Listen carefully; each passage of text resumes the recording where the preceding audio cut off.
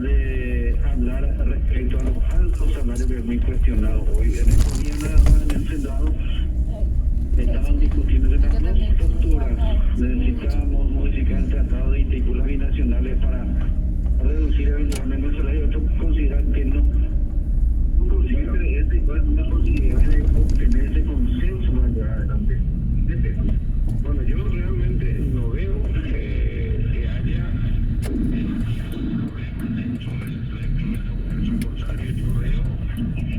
procedimientos menores y 70 para procedimientos quirúrgicos. Y esas telas se consiguen, las industrias consiguen acá y se pueden elaborar.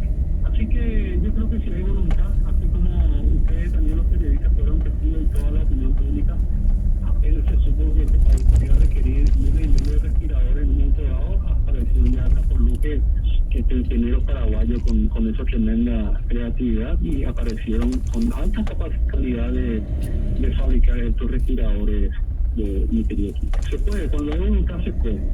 Y cuando no hay voluntad y cuando hay mala intención, lo que ocurre finalmente es que no se logran adquirir y proveer los equipos adecuados al personal sanitario, y eso tiene finalmente una eventual consecuencia muy pero muy peligrosa en el sentido de transmitir la enfermedad y ocasionar transmisiones masivas que finalmente lleven a requerimientos de internaciones también masivas, con las consecuencias que ya sabemos: aumento de mortalidad y también bajas masivas de personal sanitario, que hasta hoy, por lo menos, gracias a Dios, salvo contados casos como el de clínica, un grupo también acá en el IPS, en la unidad de emergencia, donde cerca de 30 personas fueron a cuarentena con un contagiado que ingresó a la unidad de emergencia.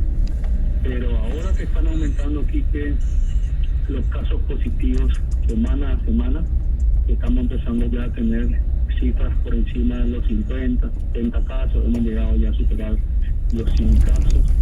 Seguramente con la llegada del invierno y las demás enfermedades respiratorias, los requerimientos de internación de pacientes respiratorios, tanto COVID como no COVID, van a ir aumentando. Y vamos a necesitar, con más razón, todavía reforzar la seguridad del personal sanitario y también de los mismos pacientes que acuden a las consultas.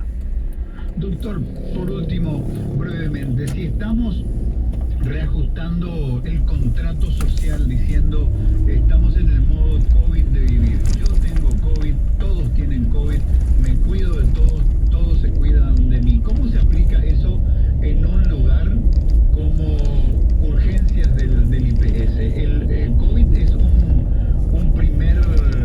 un prefiltro de RAC, ¿cómo se opera? Pregunten a Taiwán, viejo. De partida, paciente que acude a una consulta, yo te voy a decir cómo piensa el profesional médico. Cuando yo voy a una consulta, yo hago gastroenterología y endoscopía digestiva, hago enfermedades digestivas. Pero el consultorio está dispuesto, el escritorio, el profesional médico, y así como en las cajas de los supermercados, en la fila de cualquier tienda o lugar comercial, hay 2 metros por lo menos entre el médico y el paciente ahora de distancia. Eso sencillamente, ¿por qué aplicamos esa norma? Lo hago yo, lo hace el otorrino, lo hace el ginecobstetra, todos lo estamos haciendo de esa manera para las consultas. Para los procedimientos es otra cosa, ahí nos equipamos, y para las consultas, aparte de la distancia, el profesional tiene que usar un tapabocas reglamentario 95, o por lo menos un FFP2, que es también un tapabocas, una mascarilla reglamentaria, un protector facial acrílico o de acetato, mejor si tiene un gorro, una bata, mangas largas. Todos los profesionales están haciendo lo mismo. También el paciente ingresa con mascarilla. Yo particularmente también a la mascarilla le agrego, tengo 15 máscaras protectores faciales que lo hice artesanalmente, y le pongo uno a cada paciente o a su acompañante para que no haya escapes de gotitas de partículas de saliva, de secreciones. Ese es el modo, así como estaba diciendo, es un modo que tenemos las personas. ¿Por qué hacemos eso? Porque la otra persona, potencialmente para vos, es un portador de COVID. Así es, esa es la realidad. Entonces, doctor, me estoy quedando sin tiempo. Querría, agradeciéndole estas consideraciones, hacerle una última preguntita pidiéndole una respuesta ultra breve. ¿Y los regímenes de limpieza de los recintos, de los consultorios, de los quirófanos, se han reforzado, de los espacios comunes, se han reforzado o sigue siendo la misma rutina? No tenemos muchos cambios. Solamente una cuestión que a mí me estaba preocupando, le estaba diciendo a los compañeros de la comisión directiva de la Asociación de Médicos del IPS. En el IPS no tenemos lavamanos. No hay lavamanos, jabón y agua, que es lo más básico y lo más importante. En todos los accesos del IPS no tenemos lavamanos.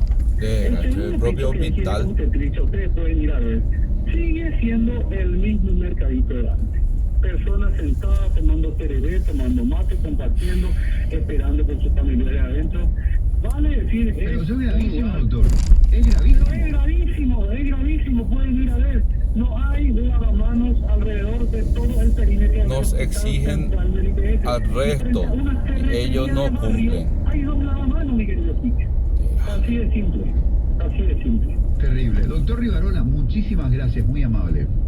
Bueno, Quique, saludos mi aprecio de siempre. El doctor Edilberto Rivarola, presidente de la Asociación Médica del IPS. Fíjense lo que acaba de decir. Hay áreas internas del IPS donde la gente se hacina y comparte los hábitos sociales del viejo mundo. Estar juntitos, de como yo hacía yo emboscada, ya humina el andemate y comienzan a matear y a, qué sé yo, a compartir riesgos más que un amable mate o tereré dentro de un hospital. Y eso sabe por qué, porque es bola la cosa, es bola. Los médicos saben que es bola, por eso ellos no cuidan. Así es. Hace la fuerza, el radio, la fuerza de la música paraguaya.